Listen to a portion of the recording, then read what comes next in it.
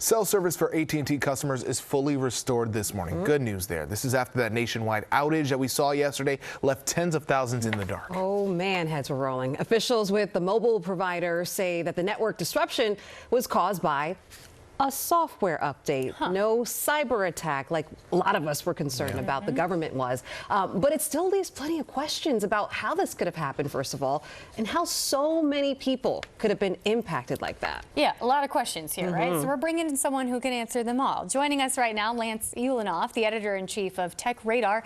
Lance, thank you so much for joining us this morning. I want to start right in with the big question. How does something like this happen? Like, what kind of update could AT&T have been pushing out that could wipe out service to so many people?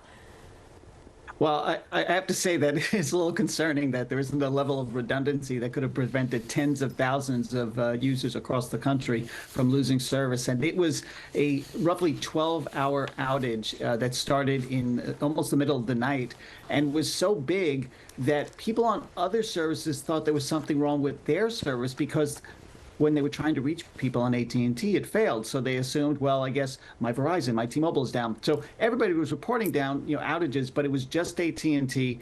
And, this has happened, we have seen sometimes, even on the web, on the internet, somebody does a server update and it knocks out a whole bunch of websites. It can happen, but usually not at this scale and not with such an important service like, everybody's cell service. Yeah. How could they not have been prepared for this? Like, are there usually, backups for this kind of situation? Because, yes, we say that nothing nefarious caused this, but it does kind of give you pause, at least some of us. Yeah.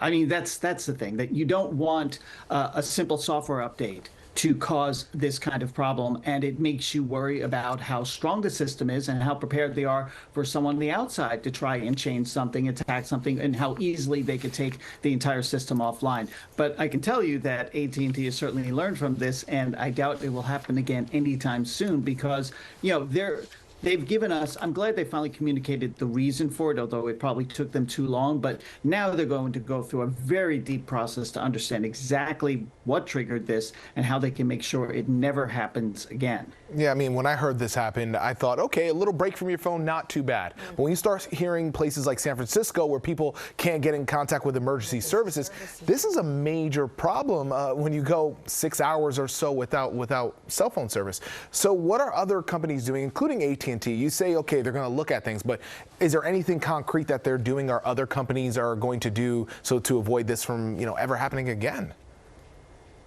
It's hard to say what they're going to do, but I think one of the big things that has to come out of this is better communication, not just from AT&T, but from all the providers, because for hours, no one was responding to, if you were on social media, as I was, there were tons and tons, thousands of people saying, what's wrong with my service? I can't make calls. I'm not getting texts.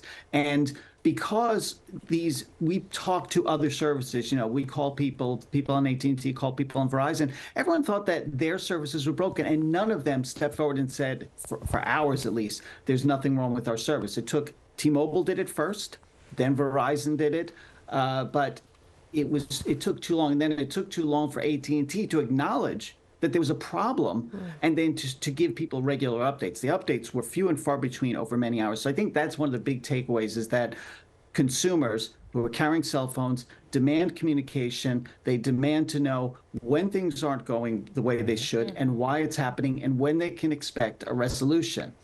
Yeah, I guess the big problem was that this was, as you had said, unprecedented. They probably didn't know what to do. So hopefully now they had to learn the biggest lesson ever. Hopefully it doesn't happen again. Yeah. Lance Ulanoff, thank you for joining us. Yeah. Thanks for your time. It's a big concern. You let people, think things are happening, nefarious things, and, the rumors start flying everywhere. So it's better to get out in front of it and try to get through it. And hopefully now they'll have the safeguards in place to prevent it from happening again.